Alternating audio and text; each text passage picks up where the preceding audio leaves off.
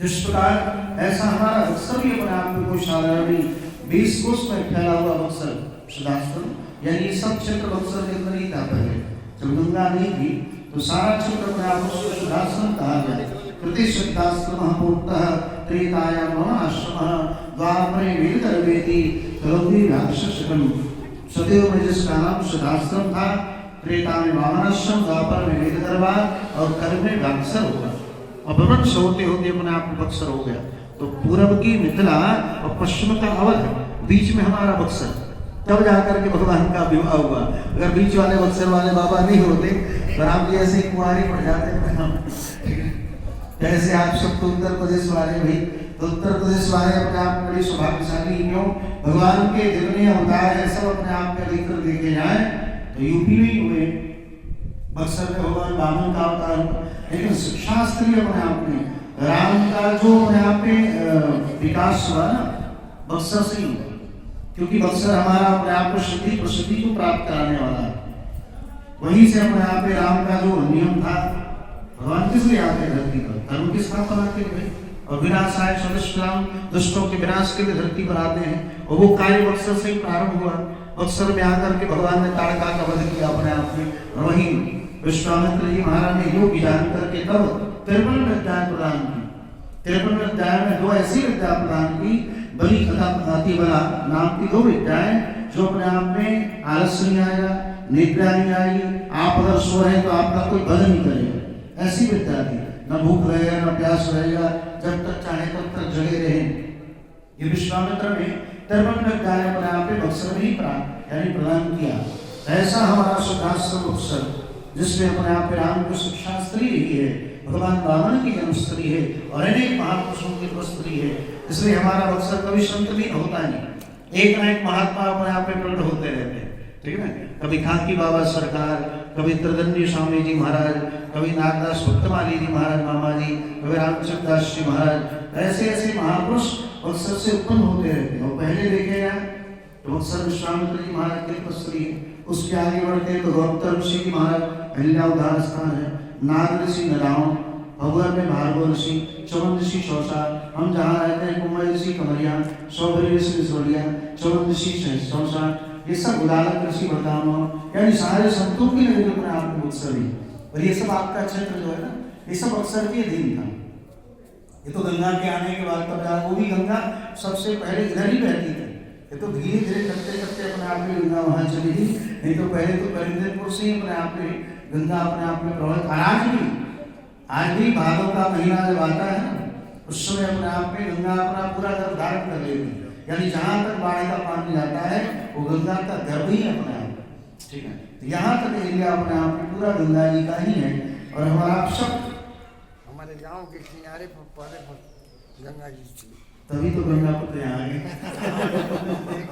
का वृक्ष है जी जी, परसा से उधर मोड़ है, वहीं से ये जो किनारा है ना, यहाँ तक इस तरह से गंगा जी बढ़ती। हाँ, ये पूरा क्षेत्र अपने आप में बड़ी पवित्र क्षेत्र है। इसलिए दोनों तरफ उत्तर प्रदेश बिहार गंगा किनारे आप देखें, पहले ब्रह्मानंद सरस्वती थे अपने आप में, अनेक महापुरुष, इन्हीं दोनों किनारों पर अनेक महापुरुषों ने तपस्या किया। गाजीपुर जानते ही है, गाजी ऋषि महाराज, जामगढ़ ऋषि जमनिया, भृगुजी महाराज बलिया, बड़े बड़े तपस्वी सती त्रेता द्वापर से अपने आप में ये पूरी धरती अपने आप में संतों की धरती है। इसलिए हमारा हम तो यही चाहते सबके अंदर भाव, जो भी इस धरती से बना अपने जन्म ले रहे सबके अंदर कम से कम गाय पर दूध, पिता पर घोड़ा, नहीं तो घोड़ा थोड़ा। हमारा तो पेड़ से टपक क्या है, सब ऋषि संतान है। अपने अपने गोत्र उठा करके अगर आप देखें तो सब हम संतों की संतान। तो कम से कम घोड़ा तो गुण होना चाहिए मन आपके अंदर। इसलिए कभी भी धर्म का परित्याग हम आप न करें। धर्मो यंतो हंति धर्मो रक्षक। इसलिए आकर के यहाँ बड़े आनंद आया आप सबसे मिल करके भी, क्योंकि यहाँ यज्ञ हो रहा है भाई। और यज्ञ तो साक्षात भगवान है। कोई कहे कि घर पे चले जाए और नहीं, तो किसी घर द्वार जाते नहीं जाते, लेकिन यहाँ तो यज्ञ ही हुआ है। तो यहाँ की बात ही अलग भाई। ये तो यज्ञ जहाँ हो जाए वो यज्ञ आपका घर नहीं रह जाए। जब तक यज्ञ हो रहा है भगवान का घर है, ठीक है। सर्व शत्रु ये भगवान का घर अपने आप में है। तो यहाँ बिना निमंत्रण के भी आना चाहिए। ये नहीं हमारे पास निमंत्रण आएगा तब हम जाएंगे, नहीं। बिना निमंत्रण के भी जहाँ यज्ञ अनुष्ठान कथा प्रवचन हो वहाँ बिना बुलाए जाना चाहिए, न कि अपने आप में निमंत्रण आए तब जाए। मृत्यु का निमंत्रण आता है क्या? नहीं आता, लेकिन तब उपरांत भी अपने आप में जाना पड़ता है। लेकिन उस मृत्यु को निरस्त करने का समर्थ भगवान के अंदर है या भगवान के भक्तों के अंदर है। इसलिए संत महापुरुष अगर आ जाए तो निमंत्रण मत ढूंढो, भगवान का कार्य निमंत्रण मत ढूंढो, भगवान सामर्थ्यवान है, ठीक है। यज्ञनारायण साक्षात बड़े सब चंडी यज्ञ है ना, लेकिन कोई भी यज्ञ हो बिना भगवान के नाम के यज्ञ होगा ही। आप सत्चंडी यज्ञ भी करेंगे तो अपने आप में कोई तो करना पड़ेगा, पुण्यकाक्ष का अपने आप में करोगे तो जब तक भगवान पुण्यकाक्ष का अपने आप में स्मरण नहीं करेंगे तब तक अपने आप में यज्ञ तो होगा नहीं। वो सत्चंडी हो या रुद्र यज्ञ हो, कोई भी हो, रुद्रचंडी महायज्ञ हो, कोई भी यज्ञ हो, स्थल को पवित्र करने के लिए आसन को भी विष्णु का स्मरण करना ही पड़ेगा। बिना भगवान का स्मरण किए कोई यज्ञ अपने आप में हो नहीं सकता, क्योंकि यज्ञों में विष्णु एक साक्षात भगवान है।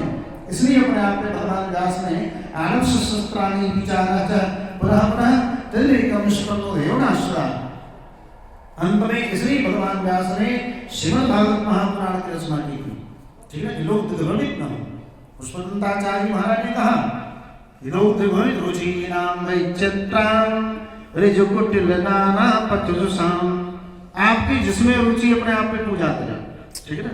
उन्होंने एक नियम बना दिया वैष्णव के लिए, आपकी जिसमें रुचि उसकी पूजा करो, काली चंडी भवानी जिसमें अपने आप को रुचि, लेकिन नृणामो एको ब्रह्म, एक ही ब्रह्म है, श्रवणनारायण। भगवान से बड़ा अपने आप में कोई है नहीं। ये सारा यज्ञ अनुष्ठान जो भी पूजा पाठ करते हैं अंत में श्रवणनारायण के ही चरणों में जाएगा। जैसे केंद्र सरकार का जब आदेश न हो तो आपका ग्राम सरकार या फिर राज्य सरकार कुछ नहीं कर सकता है।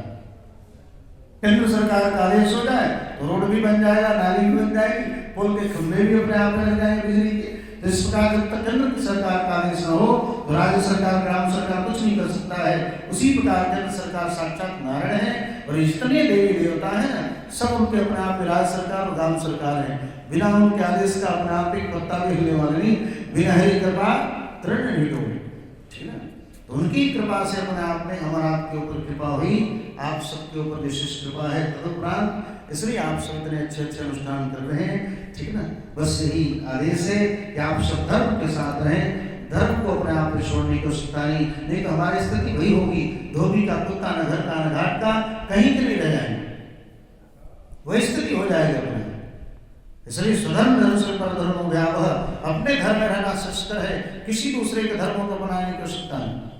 सुना नहीं क्या धोबी वाली कथा? एक धोबी था, उसने गधा भी रखा था और कुत्ता भी रखा था। तो एक दिन कपड़ा धोने के लिए नदी किनारे गया बेचारा, धोबी ने गधाई को तो अपने आप में खिला दिया चना को, कुत्ते को खिलाना भूल गया। कुत्ते ने सोचा कोई बात नहीं, दोपहर में नदी किनारे हो सकता खिला दे। वहां गए तो फिर गधे को खिलाया, कुत्ते को खिलाना भूल गया अपने आप में।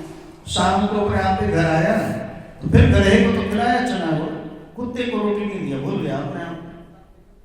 दुष्प्रारब्धानुसार उसी रात्रि में घर में चोर आ गए, ठीक है।